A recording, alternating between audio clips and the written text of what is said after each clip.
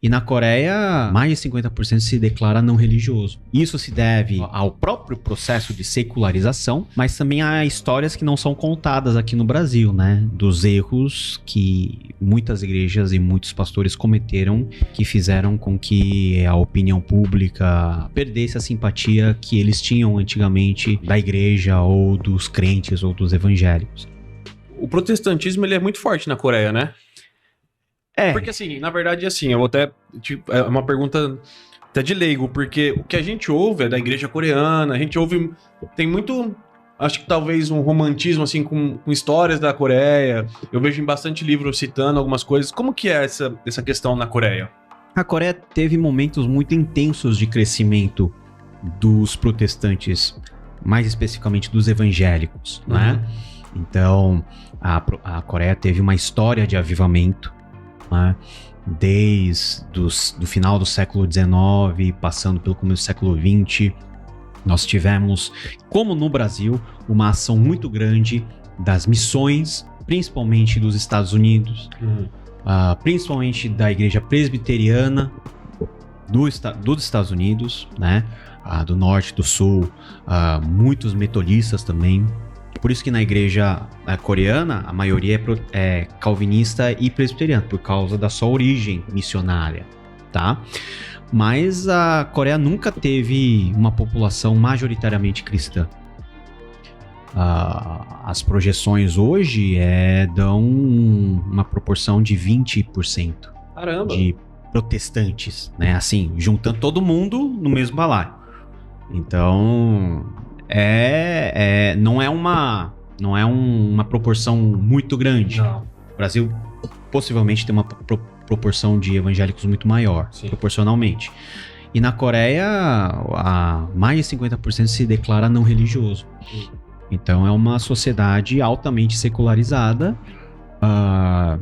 Isso se deve ao próprio processo de secularização, mas também há histórias que não são contadas aqui no Brasil, né? Dos erros que muitas igrejas e muitos pastores cometeram, que fizeram com que a opinião pública perdesse a simpatia que eles tinham antigamente da igreja ou dos crentes ou dos evangélicos. Então, eu sei que para cá no Brasil cria-se um quadro assim que a Coreia é o país do avivamento, que assim, o coreano ora muito. Na verdade, o oriental ora muito, porque o oriental tem esse negócio da meditação. sim, como verdade. um hábito natural, milenar. Então, a oração, ela encaixou muito bem. Os coreanos são o povo que deve mais orar no mundo. Porque o pessoal acorda às 5 da manhã, aí para a igreja para orar todo dia, né? Então, tem aspectos muito positivos da igreja coreana que o pessoal aqui acha muito maravilhoso, e de fato tem coisas muito boas, mas não é aquela maravilha, aquela Brastemp que a gente imagina que seja. Muitos problemas, muitos desafios, os tempos vão mudando, a igreja está ficando muito velha em termos de idade. A proporção de jovens cristãos na Coreia é algo hoje irrisório, não chega a 10% dos jovens da juventude. Então, o que nós vimos de degradação e envelhecimento da igreja na Europa, na Coreia está acontecendo com velocidade X3. Nossa. Né? O que está acontecendo hoje nos Estados Unidos, na Coreia, está acontecendo de forma bem rápida. E nós vamos ver isso acontecer aqui no Brasil também. Porque o Brasil não está em Marte. Está no mesmo mundo que todos esses países. Demora Agora, um isso pouco mais para chegar, mas vai demorar. Como tudo demora aqui, até as coisas ruins demoram para acontecer aqui no nosso país. Né? E essa é a parte boa. Verdade. As coisas boas demoram para chegar, as coisas ruins também.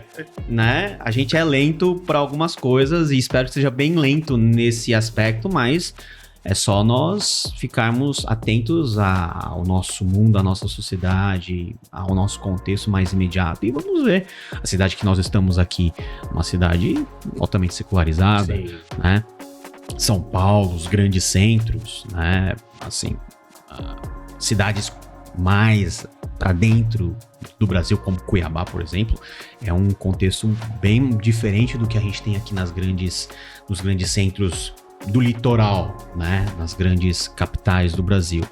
Então, são coisas para a gente ficar de olho, porque o que acontece lá, o que tem acontecido acolá, são coisas que vão naturalmente bater as nossas portas e a gente...